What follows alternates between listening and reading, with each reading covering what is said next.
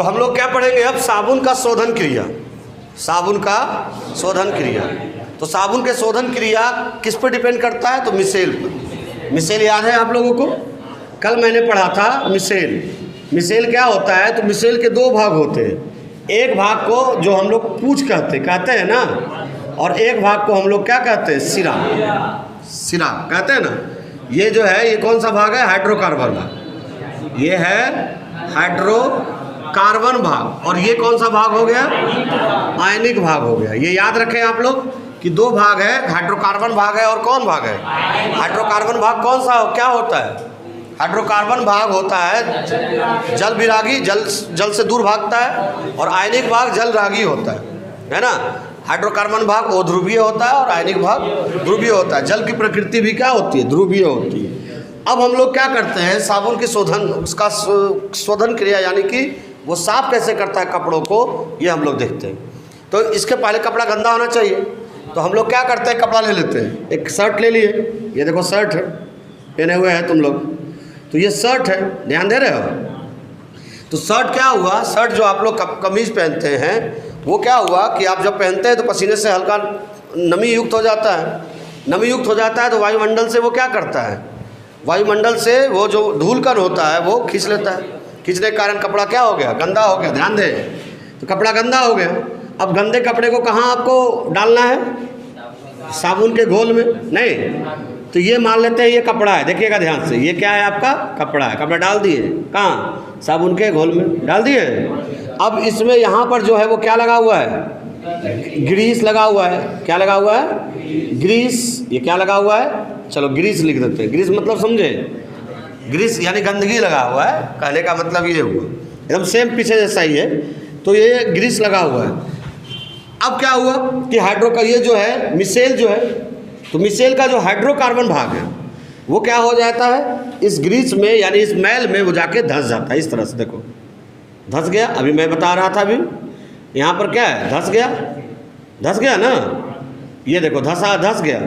और ये जो आयनिक भाग है, ये वाला भाग वो किस ओर चला जाता है, तो जल की ओर चला जाता है, यानी जल की ओर निर्देशित हो जाता है। ये देखो जल है, तो जल की ओर चला गया कौन, तो ये जो आयनिक भाग है। लेकिन जल में क्या गुण है, जल की प्रकृति कैसी होती है, ध्रुवीय होती है। अब वो क्या करेगा, देखिएगा ध्यान से बच्चों, ये क्या है, ध्रुवीय का मतलब क्या होता है, जिस पर आंशिक धनावेश हो और आंशिक क्या हो, ऋण आवेश हो। ये डेल्टा कहलाता है, आंशिक थोड़ा सा। तो ऑक्सीजन पर आंशिक ऋण आवेश होता है और हाइड्रोजन पर क्या होता है, आंशिक धन आवेश होता है। तो धनावेश क्या करेगा, ये जो जल है वो ये माइनस वाले को अपनी ओर क्या करेगा, खींचेगा, आकर्षित करेगा। तो जब आकर्षित करेगा तो ये हाइड्रोकार्बन जो लगा हुआ है वो भी क्या होगा, आकर्षित होगा, ये भी आकर्षित होगा। और ये जो मैल है जो कि इसके साथ जुड़ा हुआ है, मैल भी क्या हो जाएगा, बाहर आ जाएगा। नहीं, जैसे कि कोई ये है, मान लो ये है ना, ये है स्केच। अब ये देखो, ये आप पकड़े हुए हैं, ठीक है। अब इसका हम चाहते हैं कि जो नीब है वो बाहर आ जाए। कैसे आएगा, तो ये देखो बाहर से आए, हम पकड़े इसको, ये यानी आयनिक भाग है, ये हाइड्रोकार्बन भाग है, और ये देखो खींचे, बाहर आ गया। कौन आया, नीब बाहर आ गया। तो यहाँ पर भी मैल को बाहर लाना है, तो क्या है, जो आयनिक भाग है वो हाइड्रोजन क्या करेगा, उसको अपनी ओर खींच लेगा। खींचने के बाद क्या हो जाएगा कि हाइड्रोकार्बन भी खींचेगा। तो हाइड्रोकार्बन जो खींचेगा वो कहाँ है, मैल के अंदर है। मैल भी क्या हो जाएगा, गंदगी भी बाहर आ जाएगा। इसको आप ऐसे भी समझो, अभी मैंने यहाँ पर मान लेते हैं ये क्या है, ये है गंदगी, ये मैल है। अब मैल को चारों ओर से कौन घेर रहा है, मिसेल। कौन चारों ओर से घेर रहा है, मिसेल घेर रहा है। तो मिसेल घेरेगा, देखो मिसेल का जो हाइड्रोकार्बन भाग है वो उसके अंदर क्या हो जाएगा, धंस जाएगा। देखो धंस गया है ना, ये धंस रहा है। और जो आयनिक भाग है वो किस ओर चला जाएगा, जल की ओर, है ना। किस ओर चला जाएगा, जल की ओर चला जाएगा। भाइयों इधर देखो, और ये जल की ओर चला गया। और ये जो है आपका, ये जो आयनिक भाग है जल की ओर है, और जो हाइड्रोकार्बन भाग है वो कहाँ है, मैल के अंदर घुस गया है। अब जल में क्या होता है, जल में क्या होता है, जल कैसे बनता है, तो हाइड्रोजन और ऑक्सीजन से। ये देखो, ये है डेल्टा प्लस, थोड़ा सा प्लस, थोड़ा सा प्लस और थोड़ा सा क्या, माइनस, यानी डेल्टा मतलब आंशिक, थोड़ा सा। अब ये क्या करता है, ये जल जो है वो आयनिक भाग को अपनी ओर क्या करता है, खींचता है। जो खींचता है तो ये हाइड्रोकार्बन भाग भी उसी ओर क्या है, खिंचाता है। खींचने के बाद क्या होता है, ये जो मैल है तो ये जब खिंचाएगा तो चूंकि इससे बंध गया एक तरह से, उसे वो भी क्या हो जाएगा, खींचा जाएगा, और इस तरह से कपड़ा क्या हो जाता है, साफ हो जाता है। फिर से एक बार सुन लो कहानी क्या है। कहानी है कपड़ा गंदा हुआ। कपड़ा गंदा हुआ, कपड़ा गंदे कपड़े को कहाँ डाल दिए हम लोग, साबुन के पानी में डाल दिए या सर्फ के पानी में, जो भी डालना है डाल दिए। डालने के बाद क्या हो गया कि जो मिसेल है, साबुन जो मिसेल बनाया है ना, वो जो मिसेल बनाया वो क्या करता है कि गंदगी को चारों ओर से पहले क्या किया, घेर लिया। घेरने के बाद जो हाइड्रोकार्बन भाग है वो गंदगी के क्या हो गया, अंदर घुस गया, और आयनिक भाग जो है वो पानी की ओर, जल की ओर निर्देशित हो गया। अब जो आयनिक भाग है वो जल उसको अपनी ओर क्या करता है, आकर्षित करता है। आकर्षित करता है तो आयनिक भाग से हाइड्रोकार्बन भी जुड़ा हुआ है ना, और हाइड्रोकार्बन से गंदगी भी जुड़ा हुआ है। तो जब इसको खींचेगा तो हाइड्रोकार्बन भाग भी खिंचाएगा, गंदगी भी खिंचा जाएगा क्या, बाहर। इस तरह से कपड़ा साफ हो जाएगा। लिखते कैसे है, मैं एक बार बोल देता हूँ कि साबुन की शोधन क्रिया मिसेल निर्माण पर निर्भर करती है ना। साबुन के घोल से कपड़े साफ होते हैं किंतु सादा पानी से नहीं होता है। कोई पूछेगा क्यों नहीं होता है, तो सादा पानी मिसेल ही नहीं बनाता है, खाली सादा पानी नहीं बनाता जब तक कि उसमें साबुन न डाले, तो सादे पानी से नहीं होता है ना। कपड़ा गंदा होता है क्योंकि ये पसीने से नमी युक्त हो जाता है एवं वायुमंडल में उपस्थित धूल कण को अवशोषित कर देता है। जब गंदे कपड़े को साबुन के घोल में डालते हैं तो यह विघटित होकर, अभी मैंने बताया था C17H क्या 35, COO क्या हो गया माइनस, और Na+, यानी ये टूटेगा तो C17H35 COO माइनस प्लस क्या हो गया Na+। हो गया यहाँ तक, ये टूट गया, टूट के ये बना दिया। उसके बाद जो इसका मिसेल भाग है ना, मिसेल भाग क्या करता है कि वो किसको, तो मैल को चारों ओर से क्या करता है, घेर लेता है। पहला हो गया, घेर लिया। घेरने के बाद हाइड्रोकार्बन भाग, मिसेल का हाइड्रोकार्बन भाग मैल के अंदर धंस जाते हैं तथा आयनिक भाग जल की ओर निर्देशित रहते हैं, है ना। जल आयनिक भाग को अपनी ओर क्या करता है, आकर्षित करता है। आकर्षित करने के फलस्वरूप ये इसके हाइड्रोकार्बन भाग भी खींचते हैं तथा मैल क्या होता है, कपड़े से बाहर निकल जाता है। बस एक बार और बोल दें, क्या बोले, फिर से एक बार सुनो। साबुन की शोधन क्रिया मिसेल निर्माण पर निर्भर करती है। साबुन गंदे कपड़े को साफ कर सकता है किंतु सादा पानी नहीं है। कपड़ा गंदा होता है क्योंकि यह पसीने से भीगकर नमीयुक्त हो जाता है तथा वायुमंडल में उपस्थित धूल कण को अवशोषित कर लेता है।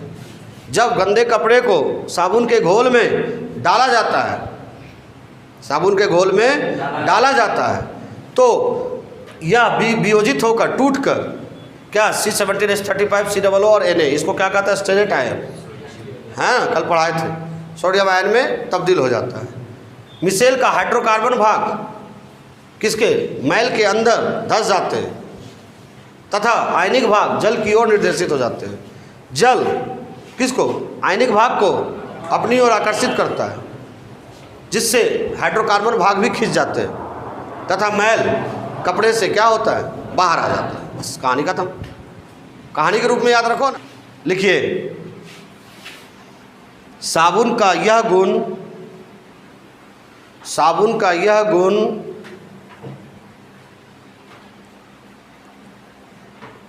उसकी मिसेल की प्रकृति के कारण होता है।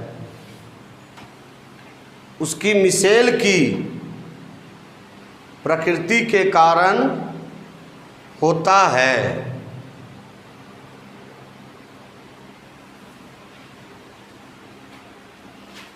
साबुन में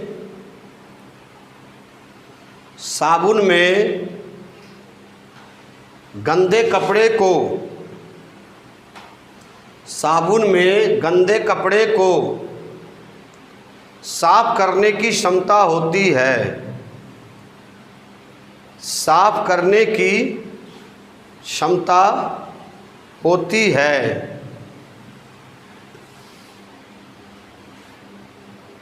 किंतु सादे पानी में नहीं, किंतु सादे पानी में नहीं।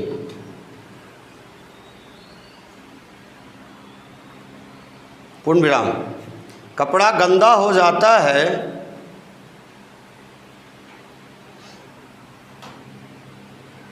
क्योंकि पहले यह त्वचा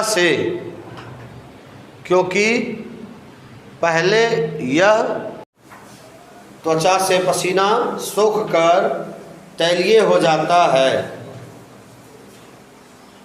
तथा वायुमंडल में उपस्थित धूल कण को अवशोषित कर लेता है।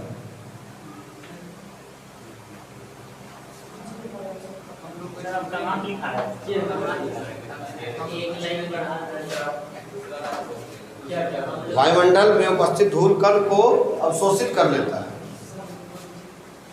पूर्ण विराम। जब गंदे कपड़े को साबुन के घोल में डाला जाता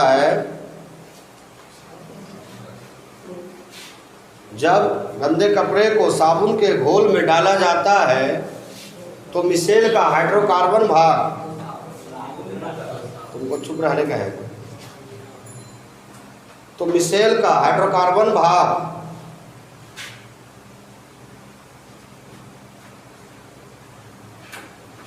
मैल के अंदर धंस जाता है, तथा आयनिक भाग जल की ओर निर्देशित हो जाता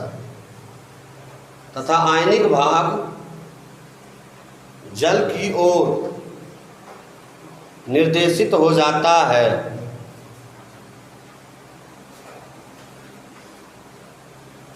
जल आयनिक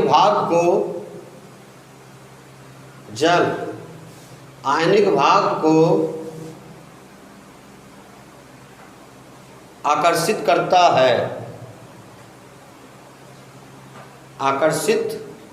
करता है जिससे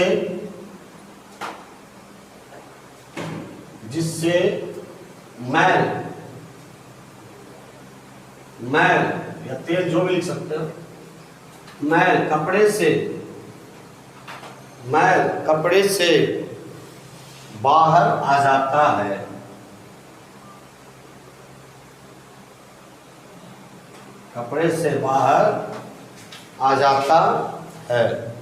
इस प्रकार साबुन की शोधन क्रिया संपन्न होती है।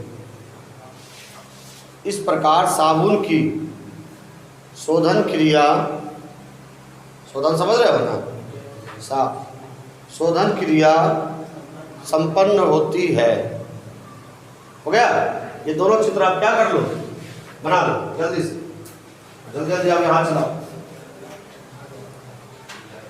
हो गया बच्चों? चलो स्क्रीनशॉट ले लो। हम लोगों ने क्या किया, सबसे पहले क्या किया, कोलाइड को पढ़ा। कोलाइड किसे कहते हैं? जिसमें कणों का आकार क्या हो, 1 नैनोमीटर से 1000 नैनोमीटर हो, ये कोलाइड है। कोलाइड फिर हम लोगों ने पढ़ा कोलाइड का वर्गीकरण 3 तरह से। वो जो मैंने प्रकार पढ़ाया वो अलग अलग करके पढ़ाया, वर्गीकरण लेकिन 3 प्रकार से था। उसमें से हम लोगों ने कोलाइड का प्रकार पढ़ा, तो 8 प्रकार के कोलाइड होते थे। उसके बाद फिर द्रवरागी कोलाइड पढ़ा, द्रवविरागी कोलाइड। उसके बाद हम लोगों ने बहुआण्विक, वृद्धान्विक और साचारी कोलाइड पढ़ा, फिर मिसेल पढ़ा। मिसेल पढ़ने के बाद अब हम लोग कोलाइड का निर्माण करेंगे, हम लोग बनाएंगे कोलाइड को। सोचो, हम लोग कोलाइड का क्या करेंगे? निर्माण। कोलाइड का निर्माण यानी प्रिपरेशन ऑफ कोलाइड। ध्यान दीजिएगा बच्चों, प्रिपरेशन ऑफ कोलाइड, ध्यान देना है बच्चों, बहुत इजी है, ध्यान दो। Preparation of colloid. तो आपके पास जो कोलाइड होता था वो 2 प्रकार का होता था। कौन कौन सा था? द्रव, ध्यान देना है, द्रवरागी कोलाइड, और दूसरा क्या होता था? द्रवविरागी कोलाइड। समझ रहे हो ना बच्चों? द्रवविरागी कोलाइड 2 तरह का होता था। तो द्रवरागी कोलाइड को बनाना आसान है। उसको क्या कीजिए, पानी में द्रवरागी कोलाइड को डालिए, पानी में उसको हिला दीजिए, बन जाएगा। उसमें तो कोई झंझट ही नहीं। मैंने परसों शायद पढ़ाया भी होगा, परसों या तरसों, कि द्रवरागी कोलाइड को बनाने के लिए क्या करना होता है कि आपको क्या करो, पानी ले लो, पानी में स्टार्च डाल दो, जिलेटिन डाल दो, या जो भी डालना है, द्रव्यरागी कोलाइड डाल दो, डाल के उसको क्या कर दो, हिला दो। हिलाने से वो क्या हो जाएगा, बन जाएगा। इसमें खाली कुछ दिक्कत नहीं, इसको बनाना आसान है। तो हम लोग कोलाइड के निर्माण में, कोलाइड बनाने में हम द्रव्यरागी कोलाइड को नहीं बनाएंगे, हम लोग किसको बनाएंगे, द्रव विरागी कोलाइड को बनाएंगे। किसको बनाएंगे, द्रव विरागी कोलाइड को। क्यों बनाएंगे इसको, क्योंकि द्रव विरागी कोलाइड का जो निर्माण होता है वो सामान्य तरीके से नहीं होता है। इसके लिए विशेष विधि की क्या पड़ती है, जरूरत पड़ती है, और विशेष विधि का हम लोग यहाँ पर अनुसरण करेंगे और उसके बाद देखेंगे द्रव विरागी कोलाइड कैसे बनेगा। तो देखते हैं हम लोग कि द्रव विरागी कोलाइड का जो बनाना है, यानी बनाने की विधि है, वो क्या क्या है। ध्यान दीजिएगा, द्रव विरागी कोलाइड हम बनाएंगे कैसे। तो यहाँ ध्यान दे रहे हैं, कोलाइड का निर्माण है ना, कोलाइड का निर्माण। तो निर्माण में यहाँ पर याद रखें, कोई पूछे किस कोलाइड का निर्माण करते हैं आप लोग, तो हम लोग कौन से द्रव विरागी का करते हैं, द्रव विरागी का नहीं, क्योंकि द्रव विरागी को बनाना क्या होता है, आसान होता है। उसको सिर्फ परिक्षेपण माध्यम में उसको क्या कर दीजिए, हिला दीजिए डाल के, वही में वो क्या हो जाएगा, बन जाएगा। लेकिन द्रव विरागी कोलाइड को बनाना थोड़ा क्या होता है, मुश्किल है। तो इसके लिए दो विधियाँ हम लोग काम पर लाते हैं। पहला को कहते हैं, ध्यान देना है बच्चों, परिक्षेपण विधियाँ। परिक्षेपण विधियाँ लिखना नहीं है अभी, आराम से देख लो। परिक्षेपण विधियाँ यानी कि डिस्पर्सन मेथड। और दूसरा जो होता है बच्चों, वो दूसरा होता है संघनन विधियाँ। संघनन विधियाँ दोनों है क्या, पहले ये जान लो। विधियाँ तो संघनन विधियाँ, और क्या है दूसरा, तो इसको क्या कहते हैं हम, कंडेंसेशन मेथड। तो दोनों है क्या, दोनों में क्या दिक्कत है ये भी हम बताते हैं। इसमें क्या होता है कि अणु काफ़ी बड़े होते हैं, काफ़ी बड़े होते हैं। किस विधि में, परिक्षेपण विधि में। और इसमें अणु को तोड़कर या कण को तोड़कर ये हमको क्या लाना पड़ता है, कोलाइड में। तो कोलाइड में लाने के लिए क्या करना पड़ता है, उसका कोलाइड का आकार कितना होता है, 1 नैनोमीटर से 1000 नैनोमीटर। नहीं, ये जो कण है इसका आकार 1000 नैनोमीटर से ज़्यादा होता है, यानी कोलाइड नहीं है। 1000 नैनोमीटर से ज़्यादा, इसका मतलब कोलाइड नहीं है, निलंबन है, जानते ही हो। अब इसको क्या करते हैं, इस विधि में इसको हम छोटे छोटे कणों में क्या कर देते हैं, तोड़ देते हैं। ध्यान देना है बच्चों, छोटे छोटे कणों में हम लोग तोड़ देते हैं, और तोड़ के इसका आकार कितना बना देते हैं, 1 नैनोमीटर से 1000 नैनोमीटर। बात समझ में आ रही है। इसमें क्या होता है संघनन विधि में, कि इसमें जो कण होते हैं काफ़ी छोटे छोटे होते हैं। ध्यान देना है बच्चों, है ना। इसमें क्या होते हैं, कण जो होते हैं काफ़ी छोटे छोटे होते हैं, और जिसका आकार 1 नैनोमीटर से क्या होता है, छोटा होता है। अब कम होता है तो वो भी कोलाइड नहीं हुआ। कोलाइड होने के लिए क्या शर्त है, कि उसका आकार कितना होना चाहिए, 1 नैनोमीटर से 1000 नैनोमीटर होना चाहिए, ये शर्त है। तो यहाँ पर क्या है कि कण का आकार 1 नैनोमीटर से छोटा है, तो संघनित होगा। संघनित मतलब एक दूसरे से क्या हो जाएगा, जुड़ेगा, और जुड़कर ये बड़े कण का क्या कर लेगा, एक निर्माण कर लेगा। और इसका जो आकार होगा वो क्या, 1 नैनोमीटर से कितना, 1000 नैनोमीटर के क्या होगा, मध्य होगा, और तब ये कोलाइड का निर्माण होगा। तो कोलाइड निर्माण की दो विधियाँ हैं। पहला कौन है, परिक्षेपण विधियाँ, दूसरा कौन है, संघनन विधियाँ। जरा ध्यान दीजिएगा, परिक्षेपण विधियाँ में, इस विधि में बड़े कण को छोटे छोटे कण में क्या किया जाता है, जो कि कोलाइड के अंतर्गत आता है, उसमें तब्दील किया जाता है। इसमें संघनन विधियाँ में क्या किया जाता है कि छोटे छोटे कण को संगठित कर या जोड़कर एक बड़े कण में तब्दील किया जाता है। लेकिन करेंगे कैसे, ये भी एक समस्या है। बात समझ में आई क्या बोला, कि परिक्षेपण विधि में क्या करते हैं हम लोग, बोलो। परिक्षेपण विधि में बड़े कण को, तो बड़े कण को छोटे में क्यों करते हैं, क्योंकि बड़े कण का जो आकार है वो 1 नैनोमीटर से क्या है, 1000 नैनोमीटर से ज़्यादा है। तो ज़्यादा है तो उसको क्या करते हैं, कोलाइड रेंज में लाते हैं। रेंज समझ रहे हो ना, 1 नैनोमीटर से 1000 नैनोमीटर के बीच में लाते हैं। और यहाँ पर क्या है, कण का आकार बहुत ही क्या है, छोटा है। तो छोटा है तो इसको क्या करते हैं, ये संघनित करता है, संघनित होता है, यानी एक दूसरे से क्या हो जाता है, एग्रीगेट होता है, जुड़ जाता है। और जुड़ने के बाद एक बड़े कण का निर्माण करता है, जिसका आकार क्या होता है, 1 नैनोमीटर से 1000 नैनोमीटर होता है। बात समझ गए। इसमें क्या करना है, बड़े कण को क्या करना है, छोटे कण में बदलना है। इसमें क्या करना है, छोटे कण को बड़े कण में तब्दील करना, यही करना है ना। यानी बड़ा से छोटा और छोटा से क्या बड़ा, ये बड़ा से छोटा, ये क्या हो गया, छोटा से बड़ा। चलो परिक्षेपण विधिया ये और संघनन विधिया। तो परिक्षेपण विधिया में क्या होता है, इस विधि में बड़े कण को या बड़े अणु को, बड़े कण भी बोल सकते हैं, बड़े अणु भी बोल सकते हैं, तो इस विधि में या इस प्रक्रिया में बोल सकते हो कि बड़े आकार वाले पदार्थ को या कणों को, छोटे छोटे बड़े कण को, किसमें, छोटे छोटे ध्यान दीजिएगा, छोटे छोटे क्या कणों, जिसका आकार क्या हो, जिसका आकार किसके अंतर्गत हो, कोलाइडी आकार, कोलाइडी सीमा के अंतर्गत हो। कोलाइडी सीमा समझते हो, कोलाइडी सीमा कितना से कितना, हाँ, के अंतर्गत हो, अंतर्गत हो, गत तो तुम लोग का है। इस विधि में बड़े बड़े कण को छोटे छोटे क्या कणों में क्या किया जाता है, वियोजित किया जाता है, वियोजित की कर कोलाइड का निर्माण किया जाता है, वियोजित कर कोलाइड का क्या निर्माण किया जाता है, कोलाइड का निर्माण किया जाता है। तो इसमें क्या लिखेंगे हम लोग, बता सकते हैं? इसमें आप लोग क्या लिखने वाले हैं कि इसमें, इस विधि में क्या, इस विधि में बोलिए साहब, छोटे छोटे कण जुड़कर बड़े कण का निर्माण करते हैं, है ना, बड़े कण का क्या निर्माण, कितना आकार होना चाहिए उसका, 1 नैनोमीटर से 1000 नैनोमीटर, बड़े का जुड़कर कण का क्या करते हैं, निर्माण करते हैं। तो बात समझ में आई, भेजा में गया इसमें कि इसमें क्या होगा, बड़ा बड़ा कण छोटे कण में तब्दील होगा, जिसका आकार कितना होगा, 1 नैनोमीटर से 1000 नैनोमीटर होगा। इसमें क्या होगा, छोटे छोटे कण संगठित होगा, जुड़ जाएगा, जुड़ के क्या बना लेगा, जिसका आकार कितना होगा, 1 नैनोमीटर से। ऐसे ये जो है वो 2 प्रकार का, ये विधि अगेन 2 प्रकार का होता है, देखिएगा, है ना। ये जो परिक्षेपण विधि है वो 2 प्रकार का होता है। एक होता है ब्रेडिंग आर्क विधि, आज पढ़ाएंगे ये ब्रेडिंग आर्क विधि, ब्रेडिंग आर्क विधि, बहुत VVI है ये, याद रखिएगा, ये बहुत VVI है, braiding arc method, arc method. और दूसरा होता है बच्चों, दूसरा है पेप्टीकरण, नाम सुने हो कभी, क्या सुनोगे, पढ़ोगे तब ना सुनोगे, पेप्टाइजेशन, पेप्टाइजेशन।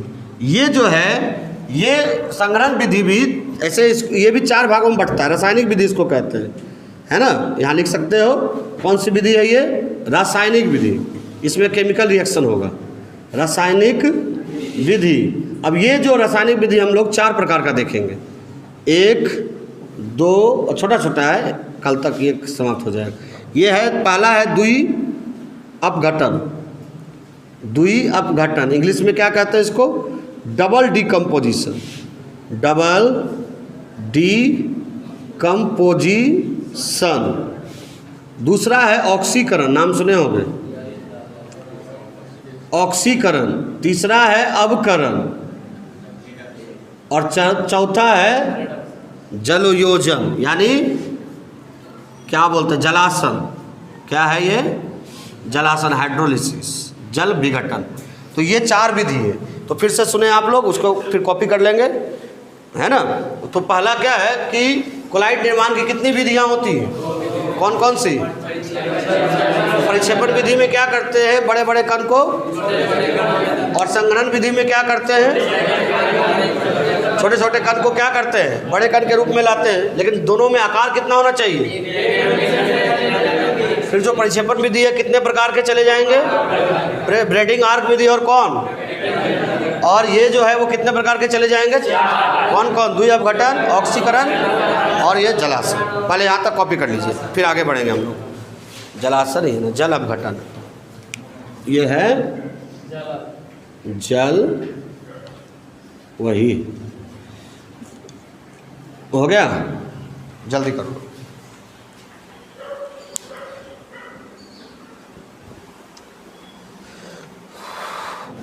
अब हम लोग पढ़ेंगे ब्रेडिंग, देखिएगा साहब, ब्रेडिंग आर्क विधि, ये VVI है, एग्जाम में बहुत बार पूछा जाता है। ब्रेडिग आर्क विधि, यहाँ से टफ क्वेश्चन, यहाँ का बिहार बोर्ड का क्वेश्चन बहुत हल्का होता है। यूपी बोर्ड का क्वेश्चन देखा है कभी?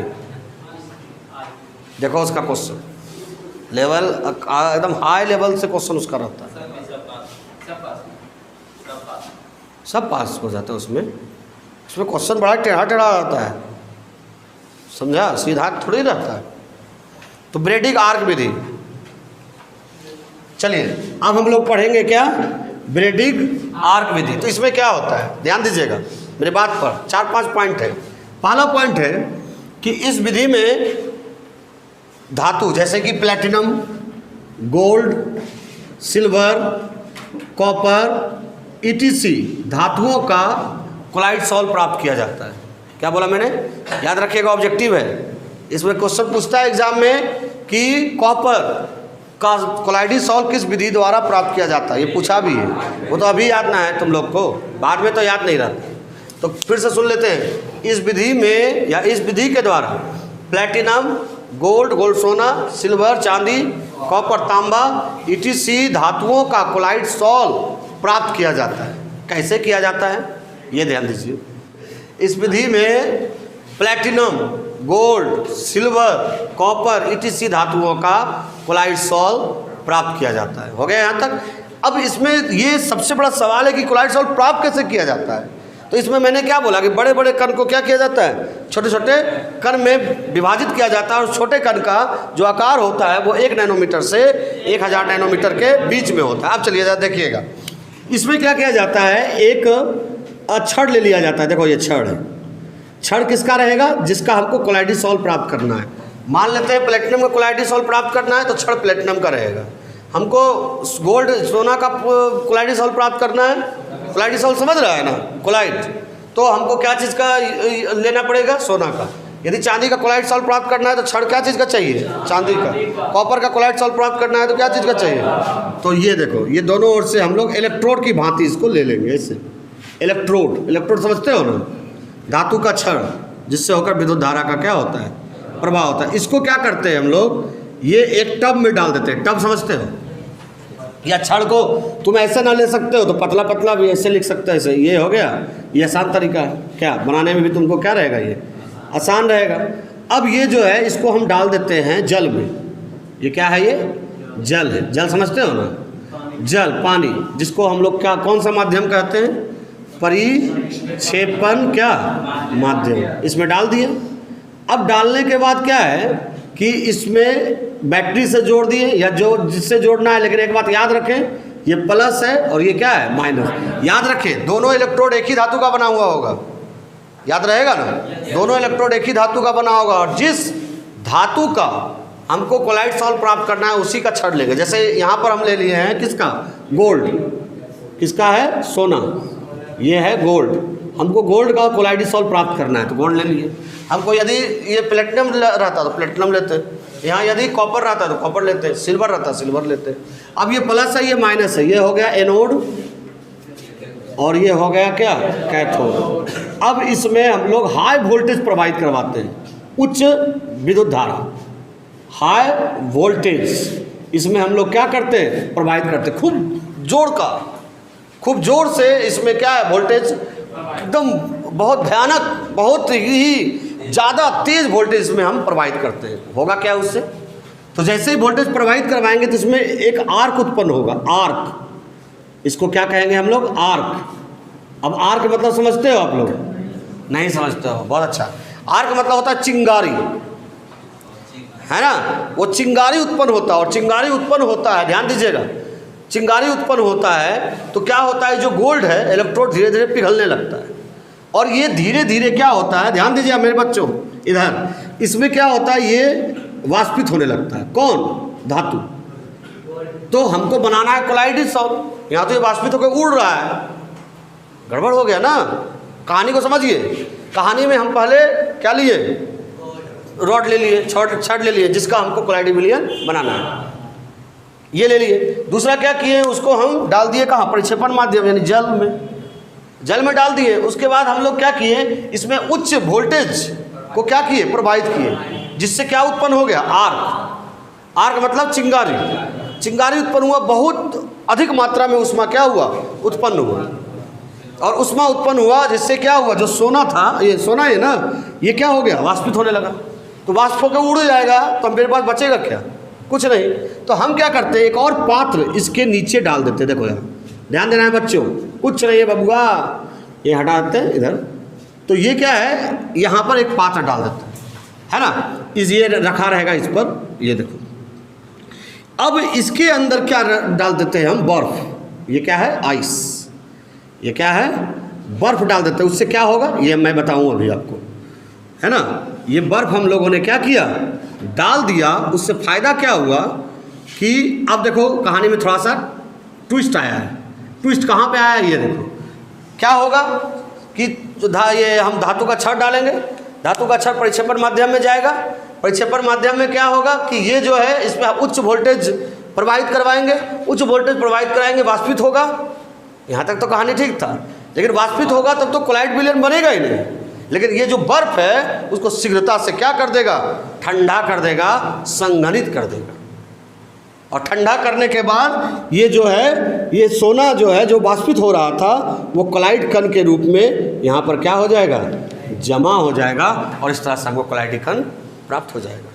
बात समझ में आई क्या बोला मैंने, कि यहाँ पर क्या हो रहा है, वाष्पन की क्रिया हो रही है। वाष्पन को उसमें बर्फ ने क्या किया, वाष्पन को किस में बदल दिया, संघनन में। क्या चीज़ में बदल दिया, संघनन में। और संघनन का मतलब होता है जुड़ना।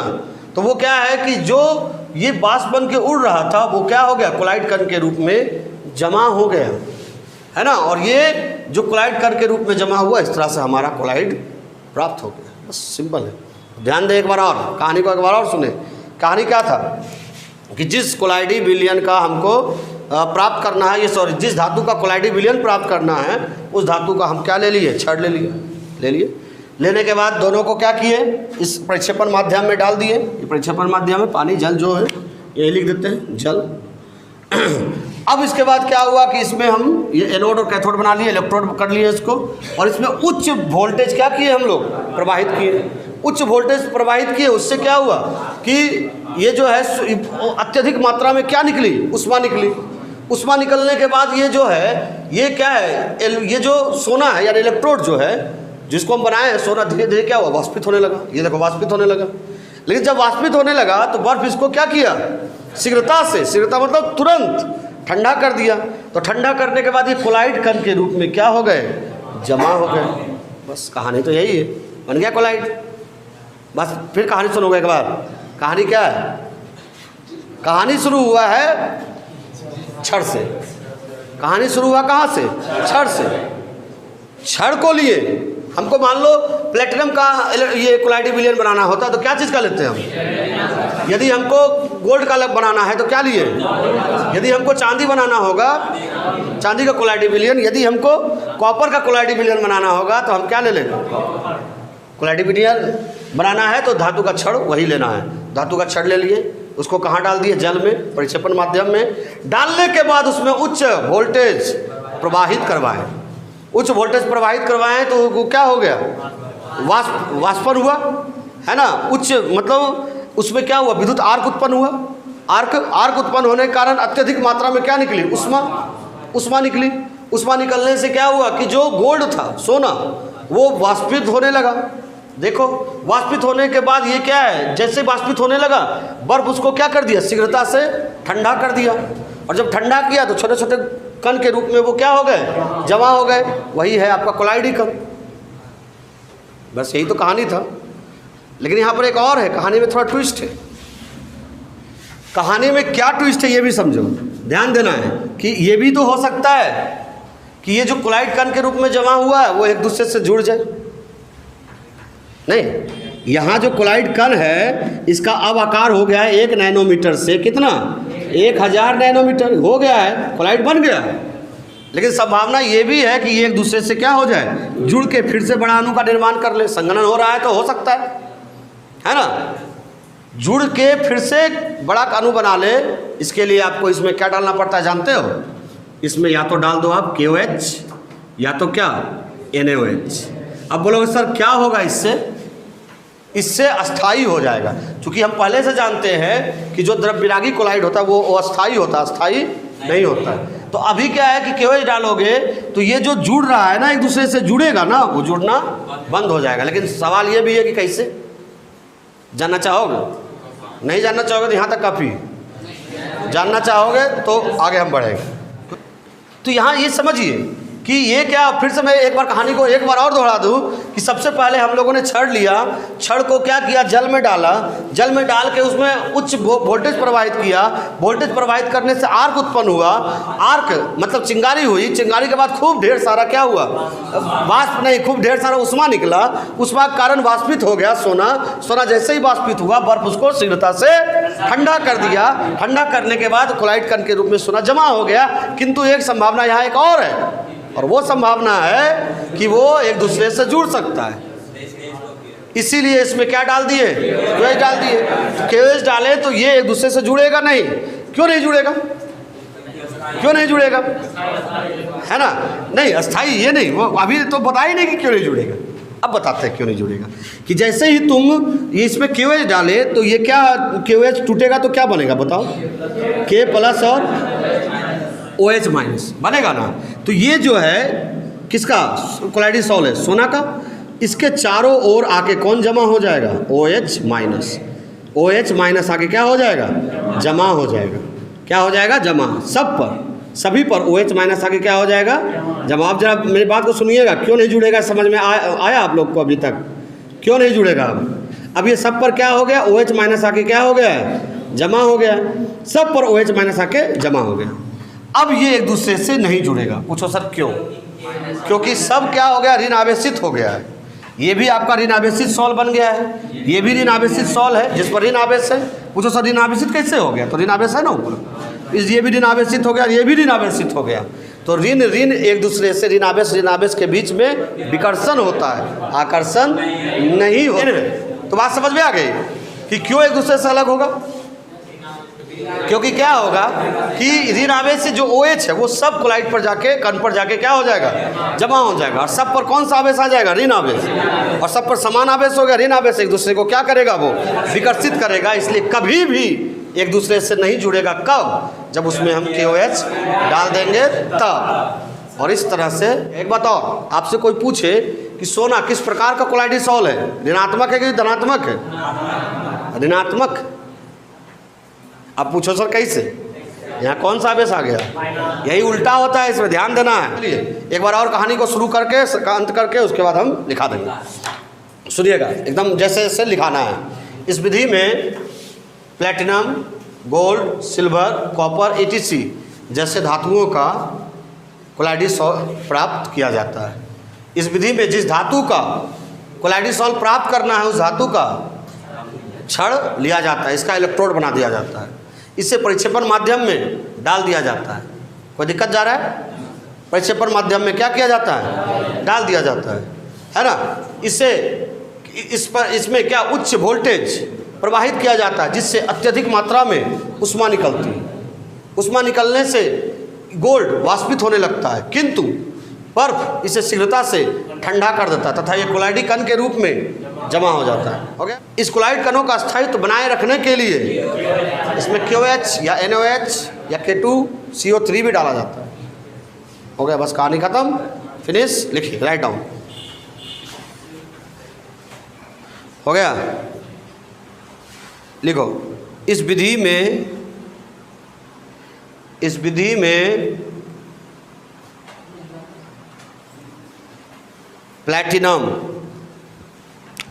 Platinum, comma gold, comma silver, comma copper, ETC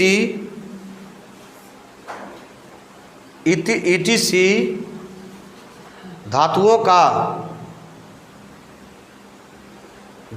का कोलाइडिसॉल प्राप्त किया जाता है। कोलाइडिसॉल प्राप्त किया जाता है।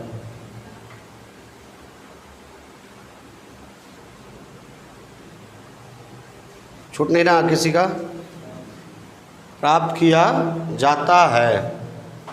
पूर्ण विराम, लाइन चेंज। देखो इस विधि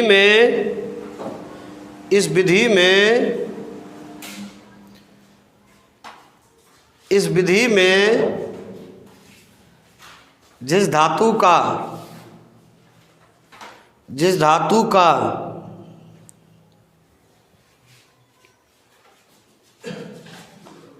कोलाइडीसॉल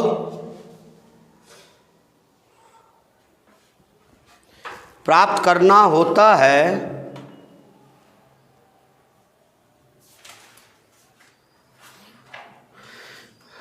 उस धातु का इलेक्ट्रोड बना दिया जाता है। आसान हो जाएगा 2 लाइन को 1 लाइन में। उस धातु का इलेक्ट्रोड बना दिया जाता है।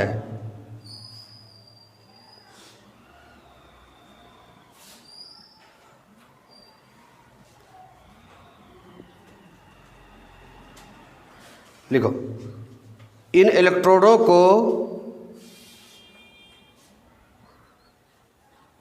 परिक्षेपण माध्यम ब्रैकेट करके जल लिख देना, परिक्षेपण माध्यम ब्रैकेट करके जल लिख देना, जल में डाल दिया जाता है।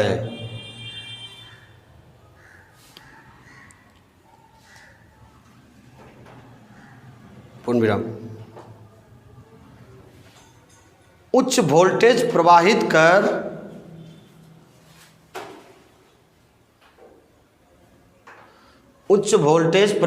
कर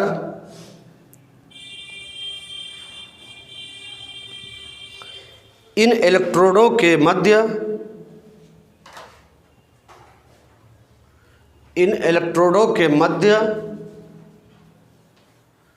विद्युत आर्क उत्पन्न किया जाता है। विद्युत आर्क उत्पन्न किया जाता है। आर्क मैंने समझे ना, चिंगारी। कर इन इलेक्ट्रोडों के मध्य विद्युत आर्क उत्पन्न किया जाता है। लिख लिए?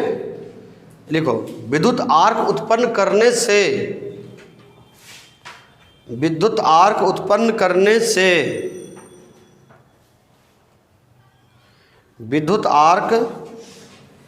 उत्पन्न करने से अत्यधिक मात्रा में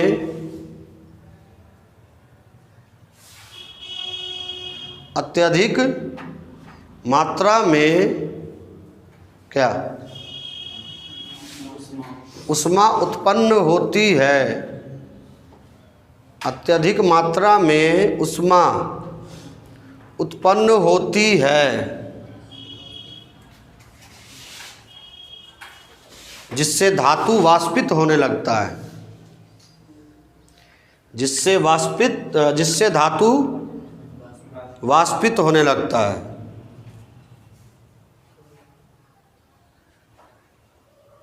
किंतु बर्फ इसे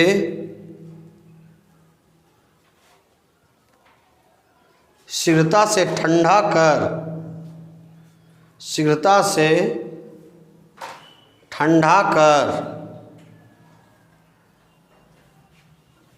संघनित कर देता है।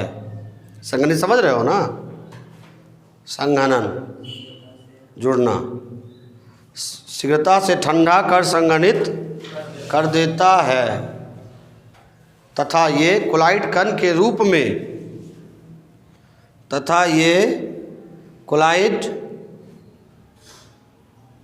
के रूप में जमा हो जाता है।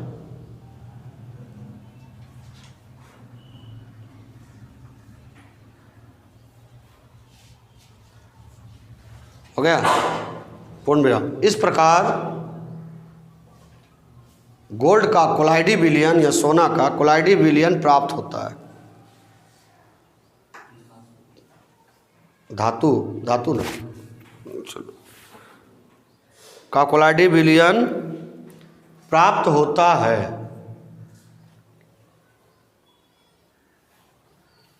पूर्ण विराम। केवच वाले। इस विलयन का स्थायित्व इस विलयन का स्थायित्व बनाए रखने के लिए, इस विलयन का स्थायित्व बनाए रखने के लिए इसमें थोड़ा सा KOH या NaOH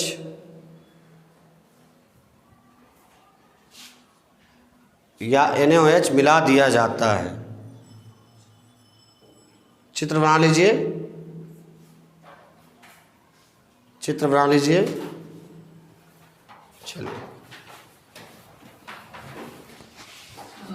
मिलते हैं हम लोग फिर कल, तब तक के लिए नमस्कार। जय हिंद, जय भारत।